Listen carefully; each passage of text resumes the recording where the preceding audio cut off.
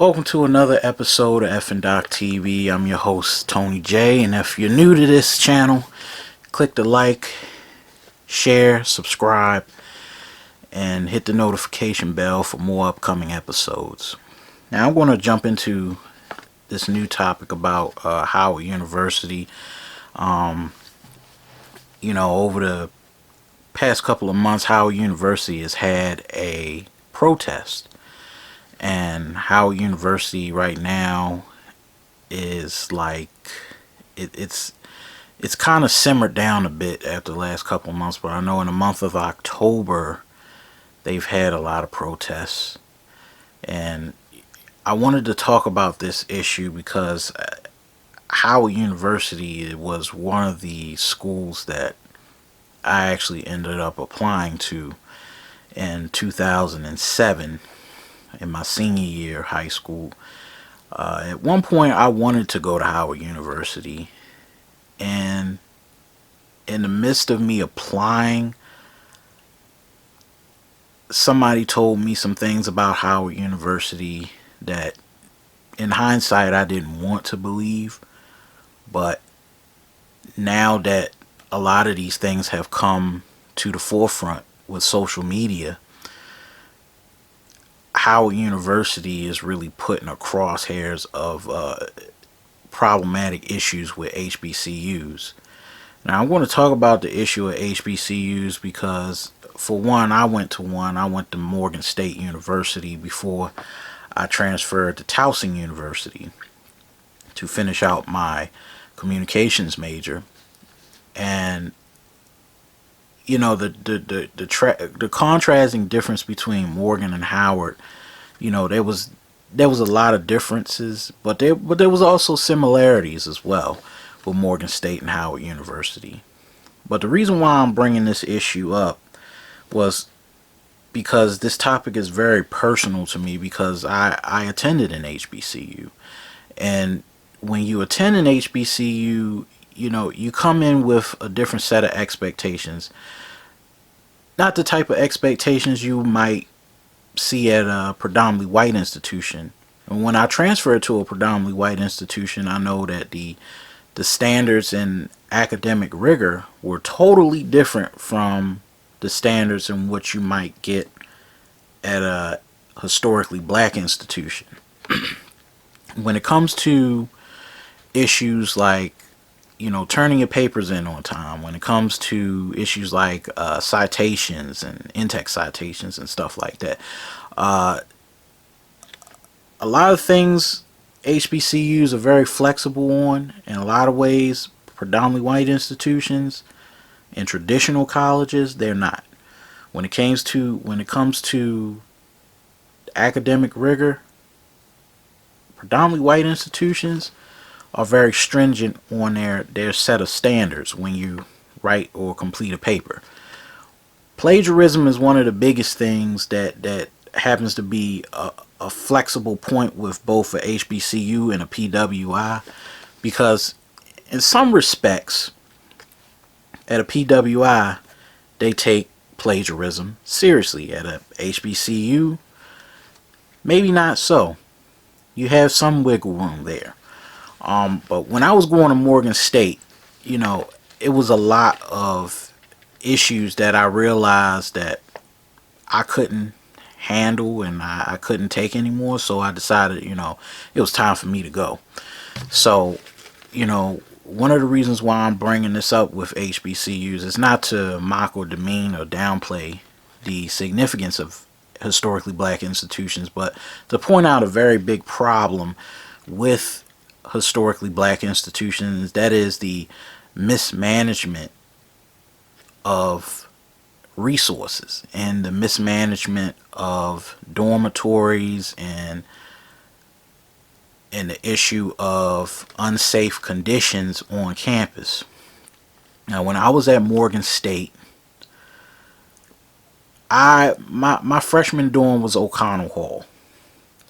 I lived in O'Connell Hall summer of 2008, and when I was in O'Connell Hall, it was a lot of, I had the very I think I had the second floor before you get to the third floor, because it was like 3 levels. So we had a lot of issues with rats and roaches and trash. And one of the things, I know that Howard University complained about was the issue with the mold and the flooding. And even though we as Morgan State students, we didn't have that issue, but we also had issues with trash and with rodents. And when we brought that up to the residence director and the residence hall director, nothing got done. So what we did, and what I did when I was like a freshman, I took it upon myself to actually clean the area and actually mop the floors and get toiletries for the bathrooms to make sure everything was clean. Now, even though we try to take it as a unit, like we have like maybe close to like maybe 30 freshmen on one floor. So we had a residence hall meeting one time. This was in June of 2008. And we got together. We said, hey, we got to keep our areas clean. One of the biggest issues with living on campus is the issue of collective responsibility. And when you're living on campus, you got to keep your area clean. Now, I know a lot of people at Howard and at Morgan, we live on campus, so we expect, janitors and other people to keep our dormitories clean. And one of the issues with dormitories is some of it is also on you to keep your dormitory clean. Now, I don't know how things went down at Howard with the issue of molding and flooding in their own dormitories, but one of the biggest problems that I often find, and one of the things that's not brought up about people living on campus for the first time, is the issue that sometimes we bring it upon ourselves, or we trash our own areas and expect other people to pick up after us. And I think that's one of the biggest problems when you're living on campus. You got some people that's tidy, organized, and clean, and then you got some people that's completely messy. Like, I had a dorm roommate, he always got on me about making sure my bed was clean, my bed was tight, and making sure I kept my area clean so it didn't spill into his area. So, whatever dorm mate that you get while you're on campus, you got to hold each other accountable to make sure everybody's unit is clean. One of the biggest issues while I was living on campus was the fact, I had one dorm mate, junior year, he liked to smoke weed. In dormitories, you had those little sprinkling systems. And I know a lot of people complain about the sprinkling system going off. You smoke weed in the dorm room, and you have smoke that's going from one dorm up, because I was living also in Rawlings Hall as well. So if you got one person or one unit under you and the smoke comes up, sometimes that will trigger, depending on how sensitive sprinkler systems are. That will probably be problematic for you. There's some people that smoke weed on campus and they end up setting off the sprinkling system. Some people, I had issues where one time one of my friends was smoking weed and the alarm system went off. Sometimes you could have control over your cleaning area, but you don't have control over their area and how they keep their area clean. So, one of the biggest issues that I find problematic is, you know, with HBCUs, you get certain different types of mentalities.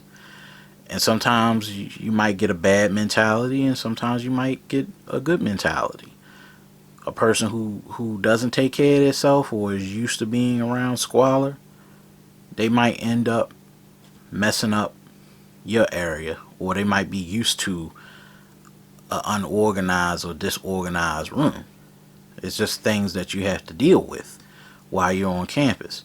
Now, I'm not going to sit here and blame all the Howard students like they're the cause of why their rooms flooded or why they have mold in their room, because some of it isn't on them. And I know some of the administration at the school probably might have gaslighted them a little bit to say that they're the reason why these things keep happening. And you know, I think what's very problematic with HBCUs is that there's not one centralized person where the students and the administration could actually work together. And what I often find at HBCUs is that there's the administration and then there's the students, and usually most of the time the students don't really have a voice on HBCU campuses.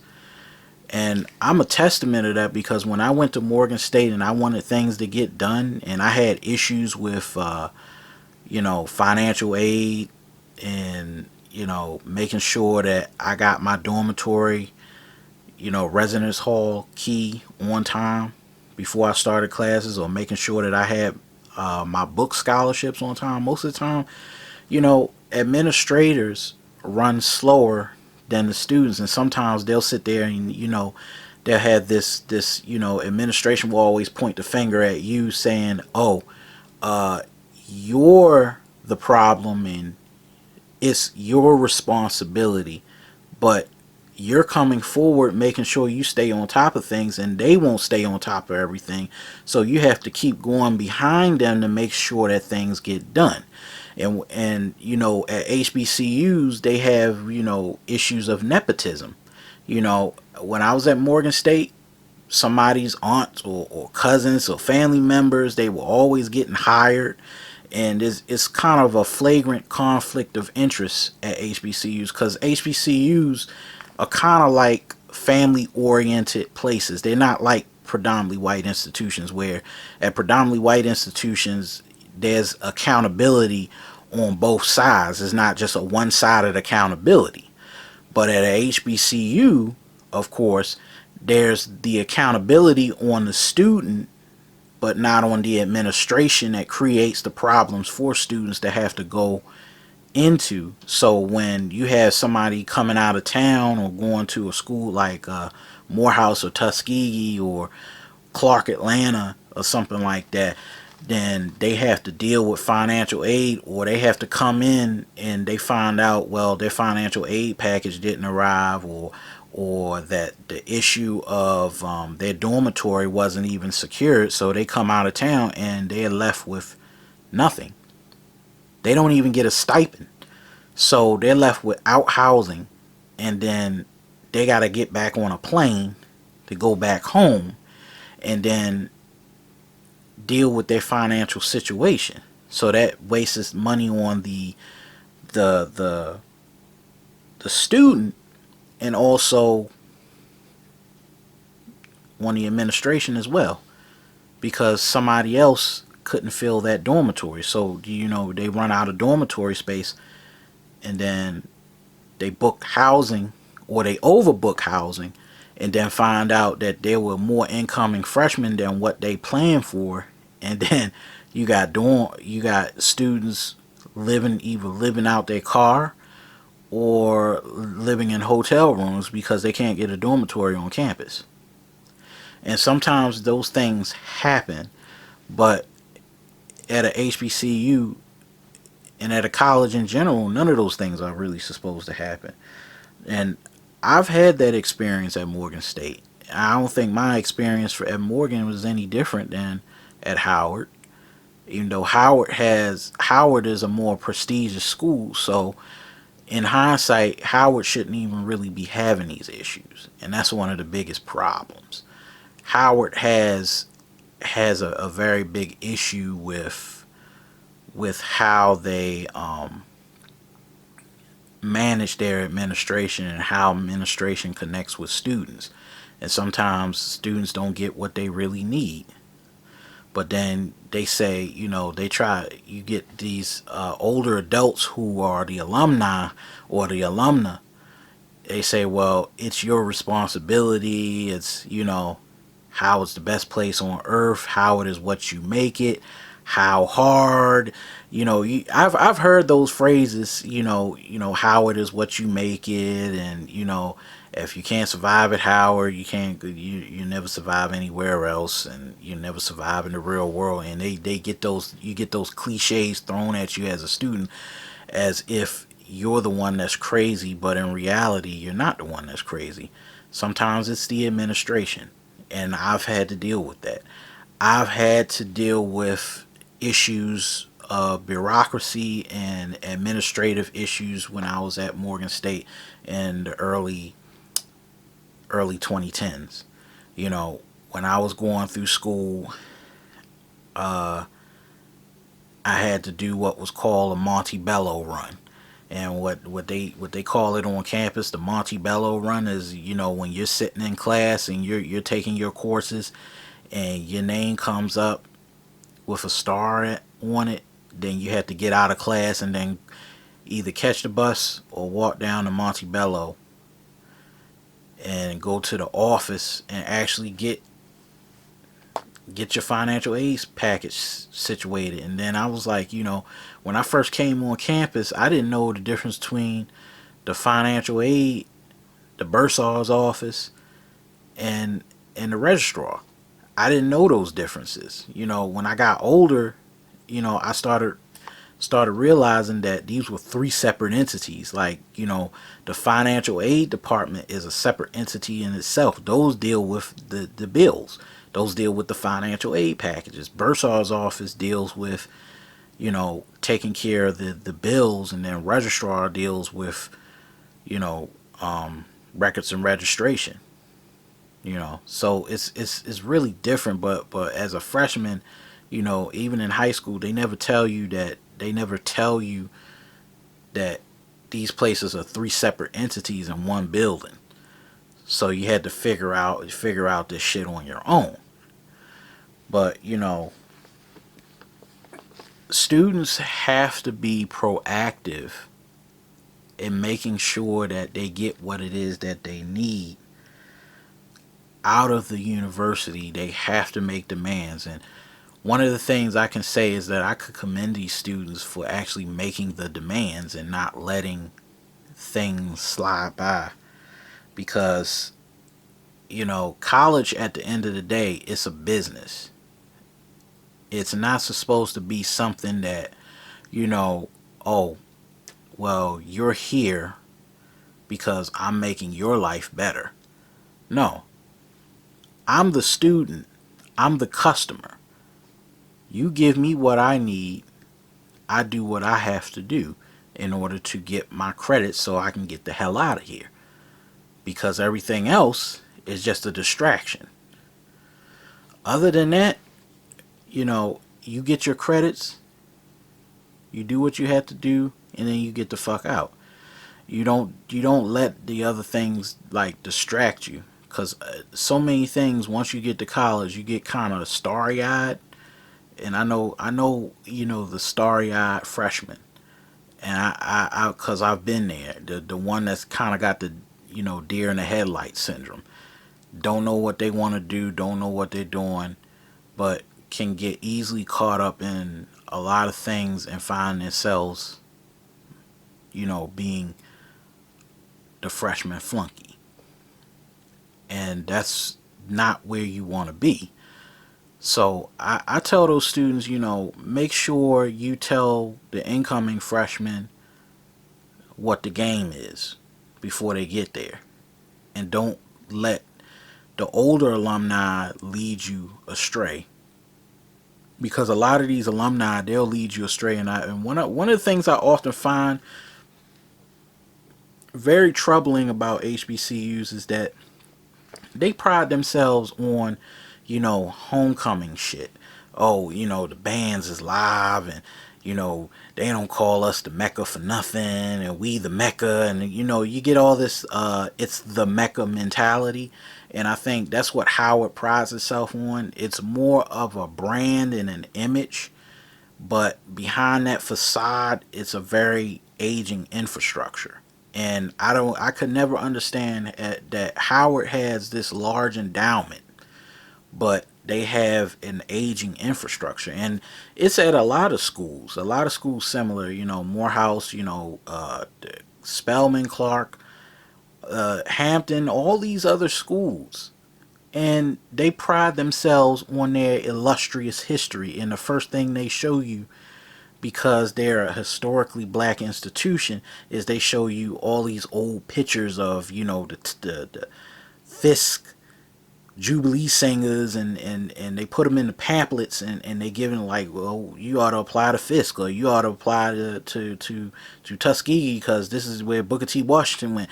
And they give you all of these things, but they don't tell you, well, how's the Wi-Fi on campus, because I need internet in order to do my homework.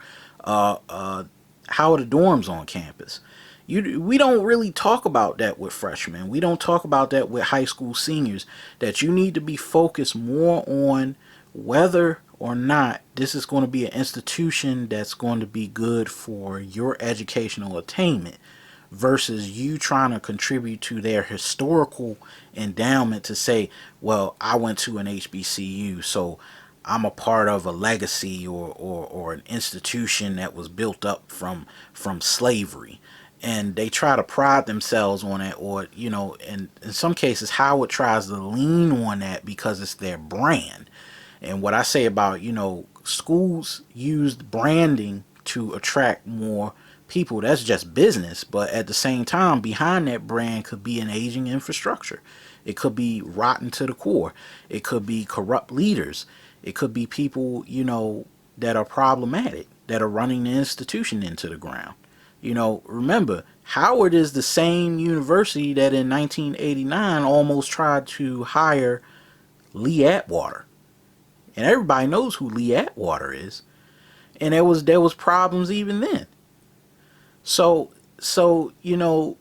when people try to sit here and say, I can't critique HBCUs on the basis of that they have issues,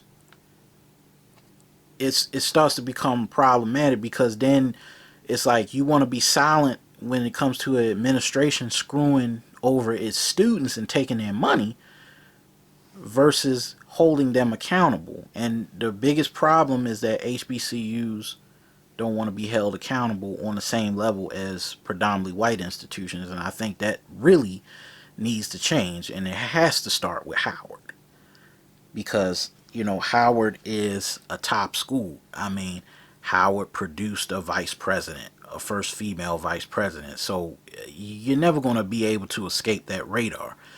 So the expectations have to be risen higher for a school like Howard University, because they're not just an HBCU anymore. They are part of the major universities and major institutions. Even though it's in a historically black college, it's a top historic black college that needs to start investing in its students a little bit more, and really pushing forward what it is that they need to do in order to make sure that people will want to come to their school, regardless of how high their tuition is.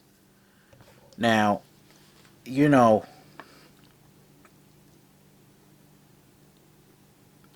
got to keep the top priority. What's more important? I say the top priority when you're going to college is to make sure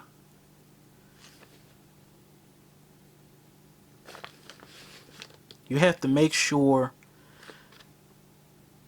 that you hold your administrators accountable. Write letters. Make sure that you're talking to the right people. Know your chain of command. And if the chain of command doesn't respond, make sure that your voice is heard. Every school, like I commend the president for actually having a town hall meeting and actually addressing the concerns, but I believe that it's still not enough for a university president to just talk to the students, but to actually deliver on his promise. And that's one of the biggest issues with Howard University. They have to deliver on their promise. They don't call you the Mecca for nothing. You know, they don't call you the top HBCU for nothing. It was my dream at one point to go to Howard University to study film production. I still have a love for Howard, even though I got that rejection letter. I still think that Howard has a lot of potential. But one of the things that Howard needs to do is they have to clean up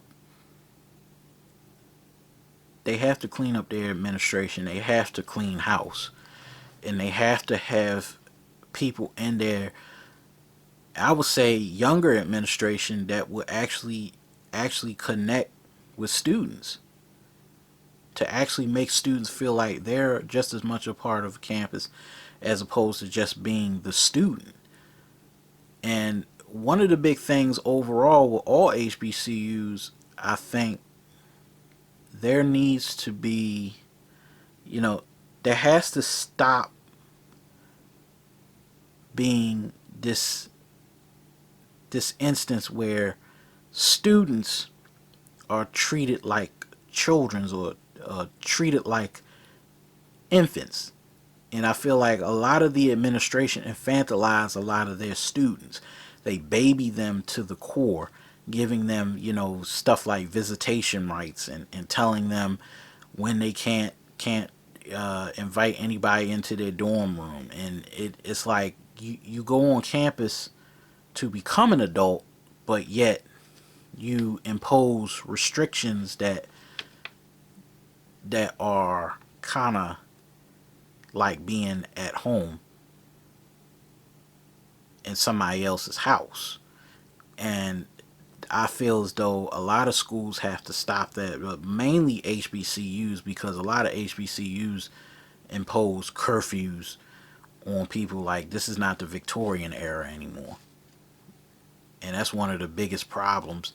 Like, they have archaic rules that come out of the 1920s that are very, prudent.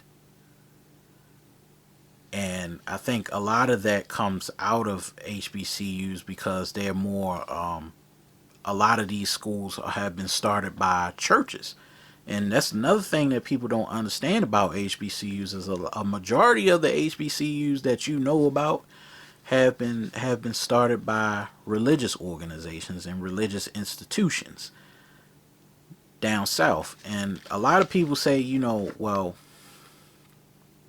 I love my HBCU, and HBCUs are the best place to be. But HBCUs, a majority of HBCUs were not founded by black people. They were founded by white religious, mainly Quakers, and white religious Methodists, and religious organizations that believed in the education of Negro slaves. So the whole basis of an HBCU is still founded on the backs of a white man. The only school that really can say that they were founded by a black person will probably be Hampton and Tuskegee. But even then, that's still founded by a white man. A white man put money into that shit. No black person ever put money into an HBCU. It was always white philanthropists like Andrew Carnegie and John D. Rockefeller, rich white folks. So there's always this this complex nuance with HBCUs, that they're founded on a principle of educating black people, that they're educated, they're institutions where black people can go. But you know, if you had a choice, you go to a predominantly white institution, and there's not really a need to go to an HBCU, to be honest, because in hindsight, HBCUs are kind of limited in their academia, whereas though with predominantly white institutions, they're more expansive and more flexible with their academics. And that's what I often found when I transferred to Towson University. When I went to Towson University, there was a lot of flexibility in what I could take and what I couldn't take, and how much I can handle. I could take like 3 majors if I wanted to at a predominantly white institution, whereas at an HBCU, I couldn't. There was that type of flexibility. There was also the type of flexibility is where you could also, the other advantage of a predominantly white institution is that, you know, you can go to another institution, take courses there, and transfer them back in. When I was at Morgan, they wouldn't even allow me to take other courses at other institutions. When I was a student at Morgan, they wouldn't allow me to take courses at Towson. It just wasn't allowed. So that's the flexibility that I say that has to change with HBCUs. They have to have some type of consortium with other institutions. And sometimes when it came to Morgan, when I was a student attending Morgan State, I couldn't do, there were certain things I couldn't do. And then there was also the issue of every semester I had to do the runaround. And then there was also an issue where I had to knuckle under certain groups of people on campus because they were the ones that kind of ran certain things on campus. So I had to go through them. So it was another hoops I had to jump over in order to get to do other things. Like, I'll give you an example. One time I was a broadcast journalism major at one point, and I wanted to do a news story on campus. And when I was working for the news organization, because I'm not going to say any names, but when I was working for the news organization, they told me I couldn't do the news story because that was privileged for seniors. Now, they could have had me do anything else other than that, but then when it got to me getting access to the camera equipment, I couldn't do that. When it got to me trying to do the news story and write the news story, the people who got preferential treatment were the seniors.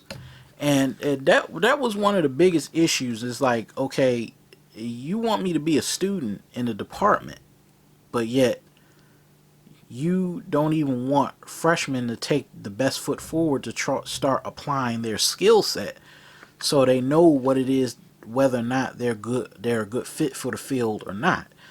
And I think that's one of the biggest issues that I've had to deal with when I was at Morgan's campus, was when I had to go through constant chain of commands within my department in order to get what it was that I needed to get. Because when I was a student there, I had to go from one campus to the next. I had to go to the department chair, and then to the chairperson for the school, and then right back down to Truth Hall, the administration. And then it was like I had to do the runaround all the time whenever it was I wanted to get whatever it was that I wanted to get. When I was at Towson, I had full access to the camera equipment. I had full access to the computer room. There was no preferential treatment. there was no issues, there was no politics behind the shit, as I would put it plainly. When you're at a HBCU, you have to deal with the politics of blackness. And what I mean by politics of blackness, what I mean on certain levels, if you're not a part of the connection of alphas and omegas and AKAs and betas and zetas and rows and shit like that and deltas, and if you're not a part of that, then it makes it harder for you to try and move within the school. And I know it's a lot. It's going to be a lot of hate coming my way because I'm exposing this shit. But the truth is the truth, so I'm gonna say what I'm gonna say. A lot of times there are like a bourgeoisie class of black folks or boule black folks, Jack and Jill wannabes on campus at black institutions that don't want to see hard working blacks or working class blacks move and operate in the same capacity as they have to move. And you have the same type of inner workings going on at Howard. That's why you notice that at Howard and places like Morgan State, you have a certain group of blacks that have a certain level of connections to the real world because their family members or their fathers, mothers or fathers work as circuit court judges or business owners or owners of media companies. So they're like complete pillars in the community. But as their kids go off to college, they already have the connections in order to move swiftly through a network. Whereas though, people like me and people that come from Baltimore City, we don't have those types of connections. And it makes it harder for us to move in that capacity because, there's a certain group that has wielded a lot of power over a lower level of people or a lower level of blacks and a lower class level of blacks. And I'm a part of that. But when I was at Morgan State, of course, at Morgan, you have people whose sons or daughters are connected to these organizations, the NAACPs and the National Council for Women and all these black organizations and church organizations, and they get preferential treatment on campus, and then when they come out of university, they already have a job waiting for them.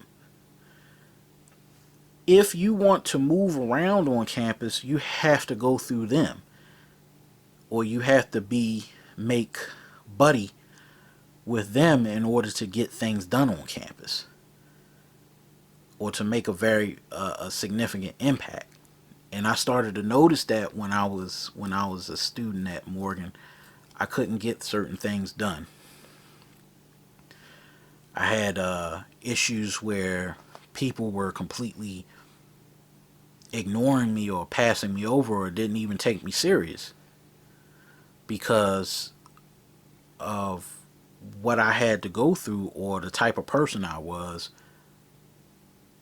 And that really kind of factored into why I didn't get certain things that I needed to get when I was at the university level.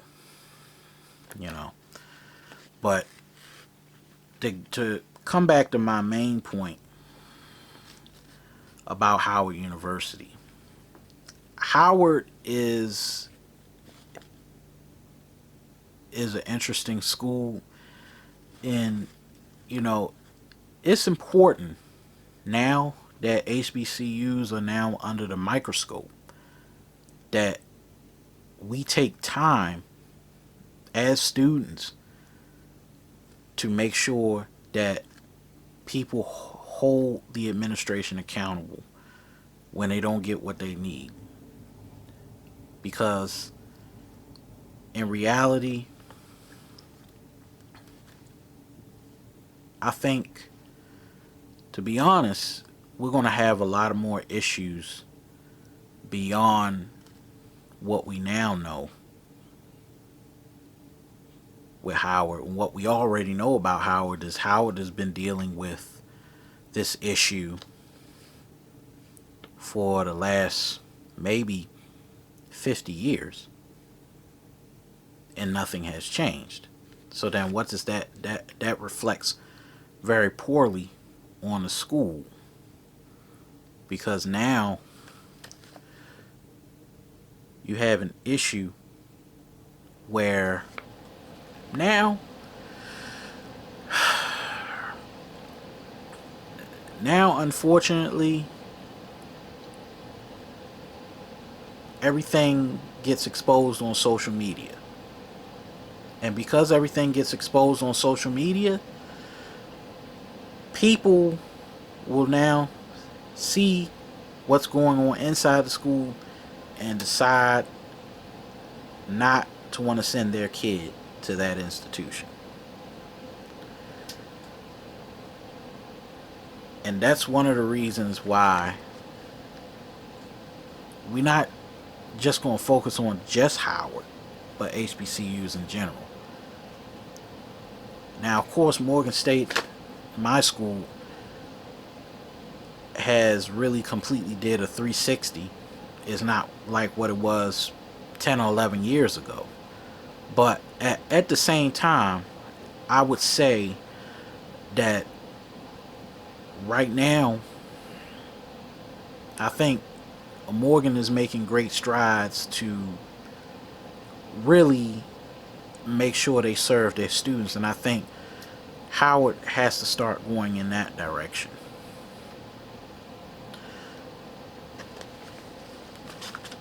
That's all I got to say. So hit the like, share, and subscribe, and remember to always keep fighting indoctrination.